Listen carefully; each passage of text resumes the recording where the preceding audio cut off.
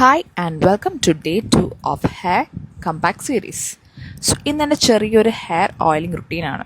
ഞാൻ usually hair daily wash ചെയ്യാറില്ല. Just ഒരു 1 or 2 days ഗ്യാപ്പ് ഇട്ടായിരിക്കും വാഷ് ചെയ്യുന്നത്. ഇങ്ങനെ ഗ്യാപ്പ് ഇടുന്നത് വേറൊന്നും കൊണ്ടല്ല, നമ്മുടെ ഹെയർ നാച്ചുറലി ഓയിൽ പ്രൊഡ്യൂസ് ചെയ്യും. സോ ഡെയിലി വാഷ് ചെയ്യുന്നത് കൊണ്ട് നമുക്ക് ആ നാച്ചുറൽ ഹെയർ സ്ട്രിപ്പ് ഔട്ട് ആവാൻ ചാൻസ് ഉണ്ട്. സോ ദാറ്റ് നമ്മുടെ ഹെയർ കുറേ കൂടി ഡ്രൈ ആവും, ഫ്രിസി ആവാനുള്ള ചാൻസസ് ആർ വെരി ഹൈ. അതുപോലെ തന്നെ ബിഫോർ അപ്ലൈങ് ഓയിൽ ഞാൻ എൻ്റെ ഹെയറിലെ നോട്ട്സും ടാങ്കിൾസ് ഒക്കെ റിമൂവ് ചെയ്യും. സോ ദാറ്റ് ഓയിൽ നല്ല രീതിയിൽ നമുക്ക് ബ്ലെൻഡ് ചെയ്ത് പിടിക്കാനായിട്ട് ഹെൽപ്പ് ചെയ്യും. ഞാനിവിടെ എടുത്തേക്കുന്ന ഓയിൽ എന്ന് പറയുന്നത് ഒരു ഹോം ഗ്രോൺ ബ്രാൻഡിൻ്റെയാണ്. ഇവരുടെ പ്രോഡക്ട്സിൻ്റെ റിവ്യൂസൊക്കെ ഞാൻ ഒരുപാട് നോക്കിയപ്പം നല്ല റിവ്യൂസ് ഞാൻ കണ്ടതുകൊണ്ട് ഐ തോട്ട് ജസ്റ്റ് ഒന്ന് ട്രൈ ചെയ്ത് നോക്കാം. ആൻഡ് ഈ ഒരു പ്രോഡക്റ്റിൻ്റെ ലിങ്ക് ഞാൻ താഴെ കൊടുക്കുന്നതായിരിക്കും. So do check it out.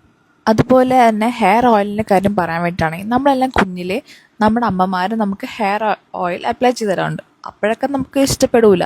പക്ഷെ ഇപ്പോൾ നമ്മളത് ഭയങ്കരമായിട്ട് മിസ് ചെയ്യും. സ്വന്തമായിട്ട് ഹെയർ കൺട്രോൾ ചെയ്ത് അല്ലെങ്കിൽ അതിനെ മെയിൻറ്റെയിൻ ചെയ്ത് സ്റ്റാർട്ട് ചെയ്യുമ്പോഴാണ് നമ്മൾ അതിൻ്റെയൊക്കെ ഒരു ആരെങ്കിലും ഒന്ന് ചെയ്തു തന്നിരുന്നെങ്കിൽ അല്ലെങ്കിൽ അമ്മയൊന്നും ചെയ്തു തന്നിരുന്നെങ്കിൽ എന്നൊക്കെ നമ്മൾ ആലോചിക്കുന്നത്.